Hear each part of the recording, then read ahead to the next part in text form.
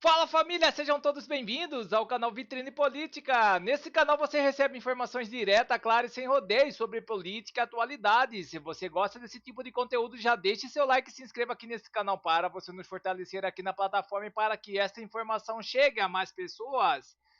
Essa notícia vem diretamente de Brasília com a revista Oeste. Bolsonaro escreve uma carta para a nação do Brasil. Assistam esta matéria até o final para você entender melhor tudo sobre o que está ocorrendo e vamos deixando os créditos para a revista Oeste na plataforma. E não se esqueça de deixar o seu comentário e de dizer de qual cidade você vê esta matéria para que possamos saber até onde está chegando a nossa audiência e também de ativar o sino para você ficar informado sobre tudo o que acontece na política do Brasil e do mundo. Sem mais enrolações, vamos à matéria. Bom, e pela manhã, antes do início do procedimento cirúrgico em Jair Bolsonaro, o senador Flávio Bolsonaro leu uma carta escrita à mão pelo ex-presidente com um comunicado direcionado ao povo brasileiro. Na mensagem, Jair Bolsonaro defende aquilo que acredita ser o melhor para o país e confirma a indicação do filho Flávio Bolsonaro como pré-candidato à presidência em 2026. Na carta, o ex-presidente diz também que tem enfrentado duras batalhas. Vamos ouvir. Carta aos brasileiros. Ao longo da minha vida, tenho enfrentado duras batalhas, pagando um preço alto com minha saúde e família, para defender aquilo que acredito ser o melhor para o nosso Brasil. Diante desse cenário de injustiça e com o compromisso de não permitir que a vontade popular seja silenciada, tomo a decisão de indicar o Flávio Bolsonaro como pré-candidato à presidência da República em 2026. Entrego o que há de mais importante na vida de um pai, o próprio filho, para a missão de resgatar o nosso Brasil. Trata-se de uma decisão consciente, legítima e amparada no desejo de preservar a representação daqueles que confiaram em mim. Ele é a continuidade do caminho da prosperidade que iniciei bem antes de ser presidente, pois acredito que precisamos retomar a responsabilidade de conduzir o Brasil com justiça, firmeza e lealdade aos anseios do povo brasileiro.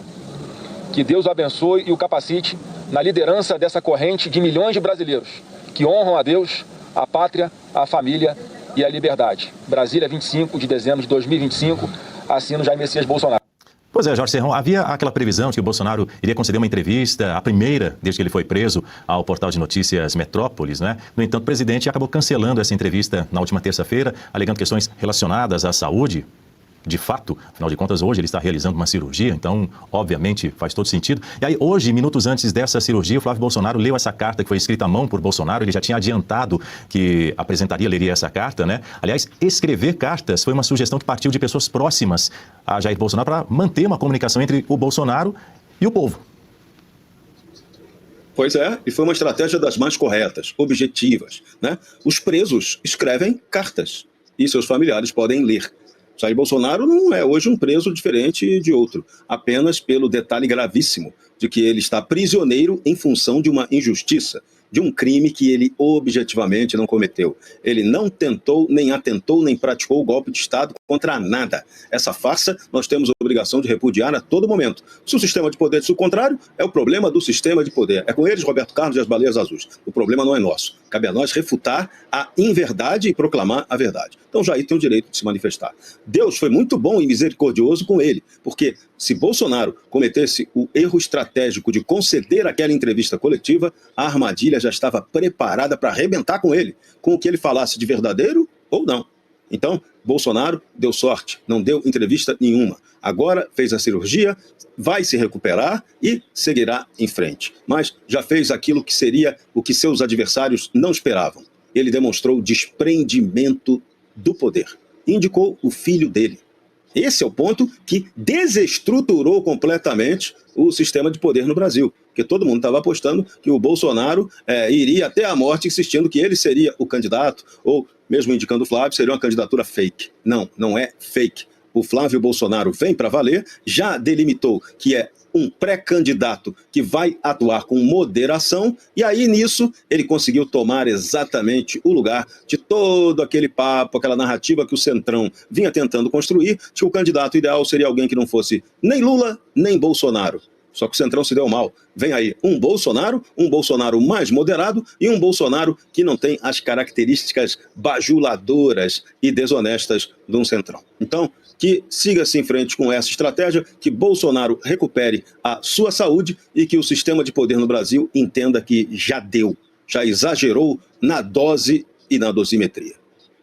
E essa carta, Serrão, também serviu principalmente para colocar fim a qualquer ruído, né, a respeito da indicação de Flávio Bolsonaro para ser o pré-candidato à presidência. Como você bem disse aí no seu comentário, havia aí muito ruído, muita confusão, muitas indiretas em relação a essa candidatura, se seria uma candidatura fake ou não, se seria uma candidatura que iria adiante. Dias depois, Flávio Bolsonaro disse: sim, a minha candidatura é real, é oficial, eu vou dar continuidade a esse projeto para 2026, né, Serrão?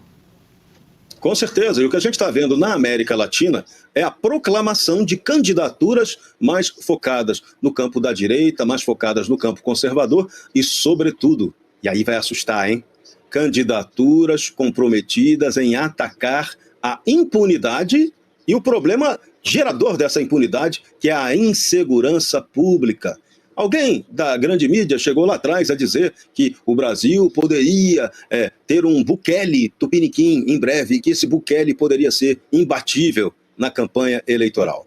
Pois bem, o Flávio Bolsonaro já disse que vai adotar o discurso e toda aquela ideia que foi desenvolvida e praticada pelo Bukele em El Salvador. Ou seja, aquilo que alguém lá da grande mídia previu, agora vem se tornando realidade de maneira surpreendente. Que o cara que fez essa previsão odeia a família Bolsonaro, jamais poderia esperar que era Flávio quem poderia ser esse candidato. Então, teremos aí mais um caso de candidato a presidente ou pré-candidato a presidente da América Latina pela direita com o tema da segurança pública e contra a impunidade. Então, preparem-se, 2026 será um ano de muitas emoções. E vamos para mais notícias no site Conexão Política. A Justiça manda prender prefeito, vice e todos os vereadores de uma cidade no Maranhão por corrupção. Desvio passa de 56 milhões em menos de 4 anos. Esquema envolvia empresas de fachada, fraude em licitações e lavagem de dinheiro. A Justiça determinou a prisão do prefeito, da vice-prefeita e de todos os 11 vereadores de um município do interior do Maranhão no âmbito de uma investigação que apura um amplo esquema de corrupção.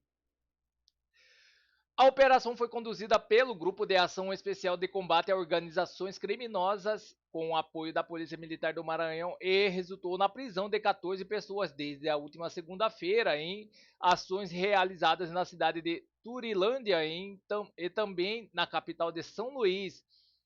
Entre os detidos estão 6 vereadores, a vice-prefeita em exercício Tânia de Mendes, do PRD, e um médico neurocirurgião apontado pelos investigadores como agiota do prefeito durante o cumprimento do mandato.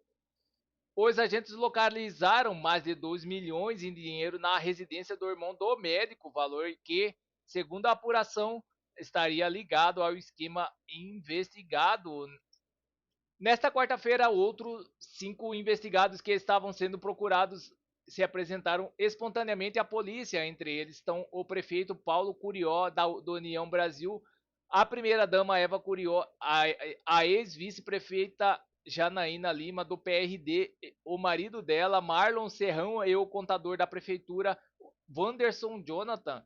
De acordo com o Ministério Público, o prefeito e a vice-prefeita e todos os vereadores são investigados pelos crimes de organização criminosa, corrupção. A estimativa dos promotores é de que mais de 56 milhões tenha sido desviado dos cofres públicos em um período inferior a 4 anos. As investigações apontam que desde 2021, um posto de combustível pertencente ao ex-vice-prefeita Janaína Lima e o marido dela teria sido utilizado para lavar dinheiro. Conforme o Ministério Público, a prefeita realizava pagamentos por abastecimentos que não ocorriam e os recursos retornavam posteriormente ao prefeito. Outro ponto central da apuração envolve o setor de licitação do município. A servidora responsável pelos pregões eletrônicos, Clementina de Jesus Pinho, que também foi presa, confessou que grande parte dos processos licitatórios era fraudada. Em depoimento, ela relatou que as irregularidades eram feitas por determinação direta do prefeito e que recebia vantagens pessoais em trocas. Segundo o promotor de justiça Fernando Berniz, a própria servidora afirmou que cerca de 95% das licitações eram manipuladas, motivadas por benefícios indevidos como os presentes e outras recompensas ilícitas. 5 vereadores ainda permanecem foragidos, já outros 6 tiveram a prisão preventiva convertida em prisão domiciliar com o uso de tornozeleira eletrônica, mesmo sendo investigado. O presidente da Câmara Municipal, José Luiz, do União Brasil, assumirá interinamente a administração da cidade, já que não houve afastamento formal do cargo. O Ministério Público informou que a decisão judicial foi tomada de forma a não paralisar totalmente a administração municipal. O caso será analisado pelo Procurador-Geral da Justiça do Maranhão, que poderá avaliar a possibilidade de adoção de medidas adicionais, como eventual intervenção no município, caso sejam preenchidos os requerimentos legais para isso. Em nota, a defesa de Paulo Curió e Eva Curió afirmou que ambos estão à disposição da Justiça para prestar esclarecimentos. A defesa da vice-prefeita Tânia Mendes preferiu não se manifestar. Os advogados dos demais citados não foram localizados até o momento, porém, o espaço segue aberto para posicionamento. Então é isso, pessoal. Essas são as notícias que estão circulando nas mídias da internet. Não se esqueça de se inscrever e deixar seu like e clicar no sino para mais informações sobre política. Agradeço a todos pela audiência.